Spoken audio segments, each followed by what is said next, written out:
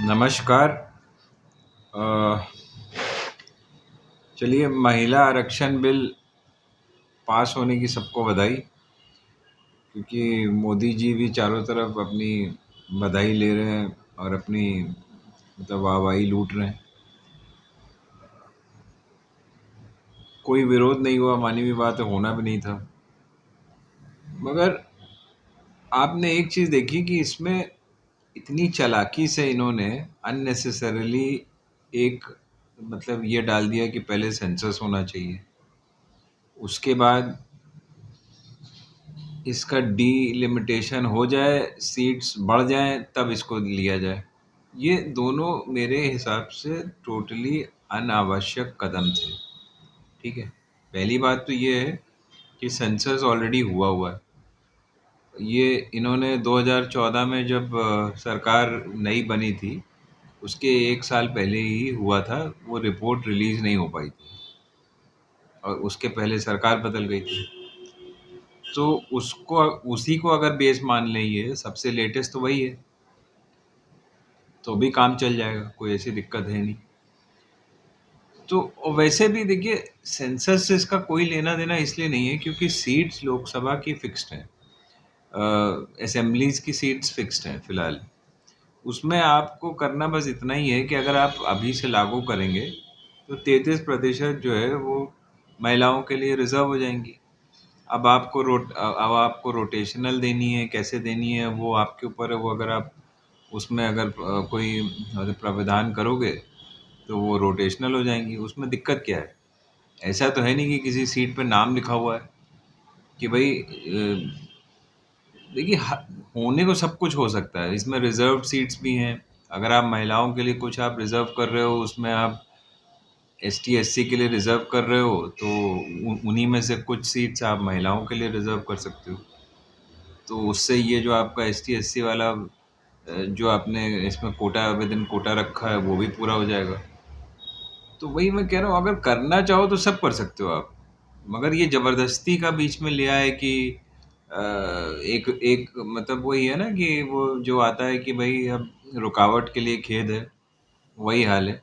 Unnecessary रुकावट कर दिया और फिर भी नाच गा रहे हैं और खुशी मना रहे हैं। भाई, अगर आप इसको लागू कर देते तत्काल प्रभाव से और बाद में इसका वो जो भी आप परिसीमन या जो भी आप मतलब डिलिमिटेशन या सेंसर्स कराते रहो, उससे बेसिकली सीट्स बढ़ती हैं। वो सीट्स बढ़ती हैं तो महिलाओं की सीट्स भी बढ़ती हैं। उसमें फ़र्क क्या पड़ रहा है?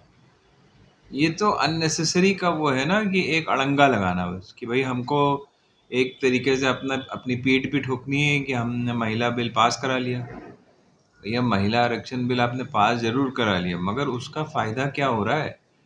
कब आप अगर आप इसका फ़ायदा 10 साल बाद, 15 साल बाद दोगे तो उसका कोई असर नहीं। और उसके लिए आप स्पेशल सेशन बुला रहे हो, तुरंत दौड़ भाग के सबको सस्पेंस में रखा हुआ। आपको खुद नहीं एक्चुअली पता था कि आपको करना क्या है। लास्ट मिनट पे आपको लगा कि अब स्पेशल सेशन बुला लिया, कुछ ना कुछ तो करना ही। इनका इरादा एक्चुअली कुछ और था। बाद में वही है ना, जैसे कि ये लोग करते हैं, मतलब फिट्स एंड जर्क्स में काम करते हैं, तो बस वही हाल है इनका। कि मुझे नहीं लगता इनका ये इरादा महिला आरक्षण बिल लाने का शुरू से था। बाद में इन्होंने सोचा कि भाई अब बुला लिया है तो फेस सेवर क्या करें, तो भाई ठीक है, उसके लिए ये ये सोच लिया कि उसको कर लो। उसमें भी जो इजी वे आउट था कि वो राज्यसभा में ऑलरेडी पास था कांग्रेस गवर्नमेंट के द्वारा, उसी को निकाल करके लोकसभा में पास कर देते हो जाता। उसके लिए भी इन्होंने एक बहाना ढूंढ लिया कि वो लैप्स कर गया, फलाना हो गया, ये हो गया। नहीं, समझ में नहीं आ रहा। हर चीज़ का क्रेडिट भी चाहिए, और जो अभी उस स्थिति से जो मतलब गफलत हो रही है, उसको भी नहीं आप एक्सेप्ट करना चाहते कि आपने गलती कर दी। ये घोर मतलब एक तरीके से अपमान है महिलाओं का कि आपने पास भी कर दिया और लटका भी दिया। ये क्या बात होती है? और राहुल गांधी ने जो आज प्रेस कॉन्फ्रेंस में यही कहा कि पहली बात तो आपको इसमें ओबीसी का मतलब महिला बिल में भी और वैसे भी आपने कोई मतलब क्राइटेरिया फिक्स नहीं कर रखा है।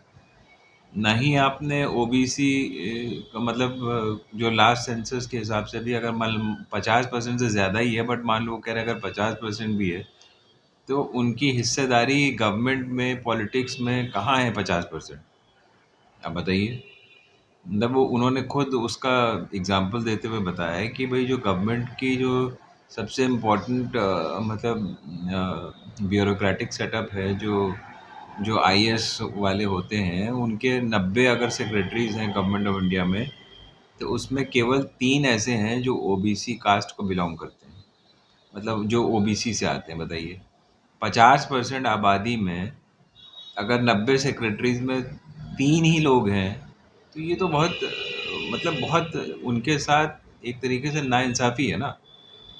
और उसको उन्होंने ये भी कहा कि जब ये बजट एलोकेशन पेश होता है या जो वैसे होता है, तो ये 3 लोग केवल 5% ऑफ द टोटल बजट जो होता है उसको उसको उसकी उसकी देख-रेख करते हैं। तो इससे साफ है कि डिसीजन मेकिंग में इनका कोई से ज़्यादा नहीं है।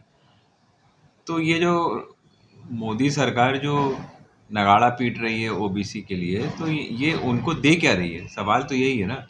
तो वही वो कह रहे हैं कि इसको ठीक करो। जब जब जब पत्रकारों ने ये पूछा कि भाई आपकी सरकार कर सकती तो क्यों नहीं किया, तो उन्होंने कहा ये चूक हुई है और हम इसको ठीक करना चाहते हैं। तो ठीक है, कम से कम एक इंसान अपनी गलती, अगर उसकी गलती तो नहीं कह सकते, मगर जो पुरानी सरकारें थी अब उनकी मान लो नहीं उसमें उन्होंने किया, तो वो कह रहे हैं कि इसको इसको मतलब हम चाहते हैं कि इसको और इम्प्लीमेंट किया जाए। तो सिर्फ महिला आरक्षण बिल के लिए, ओबीसी के लिए नहीं वो कह रहे हैं, वो उसमें तो होना ही चाहिए वो कह रहे हैं, मगर वो कह रहे हैं कि इन जनरल भी ओबीसी को जो उनका सही हक है वो मिलना चाहिए। तो सेंसस नया करा के भी उनकी संख्या पता लगा के कर कर सकते हैं, नहीं तो जो पुराना सेंसस हुआ हुआ है कांग्रेस के टाइम पे, उसकी रिपोर्ट उजागर करके भी उससे कुछ तो हेल्प मिल ही जाएगा। तो ये सारी बातें बहुत मतलब एक प्रगतिशील उसके समाज की तरफ जा रही है कि जिस समाज को एक तरीके से उनका हक अभी तक नहीं मिला वो मिलना चाहिए। प्लस महिलाओं के लिए उन्होंने कहा कि जो महिला आरक्षण बिल है पास हो गया, बहुत अच्छी बात है, मगर उसको लागू तुरंत करना चाहिए। उसको आपने मतलब एक तरीके से पास होने के बाद भी महिलाओं को आपने दुखी कर दिया। अब 10 साल बाद, 15 साल बाद जिस तरीके से बात हो रही है कि पहले सेंसस होगा, फिर उसका डिलिमिटेशन होगा, तो उसमें तो बहुत टाइम लग जाएगा ना। और इतना देर वेट करना मतलब एक तरीके से बेवकूफ़ी है। फिर पास हो गया वो ठीक है, मगर मगर उसका कोई फ़ायदा नहीं मिलेगा ना, कब मिलेगा ये भी नहीं मालूम। खैर, राहुल गांधी का पूरा प्रेस कॉन्फ्रेंस आप लोग सुनिए, और बहुत ही उसमें अच्छी बातें कही गई हैं। मैं भी कोशिश करूँगा कि उसके जो थोड़े से एक्सर्प्ट्स हैं उसको आपके सामने लाऊं। तो बस मैं यही छोटा सा एक वीडियो बना के ख़त्म करता हूँ। और जय हिंद, जय भारत।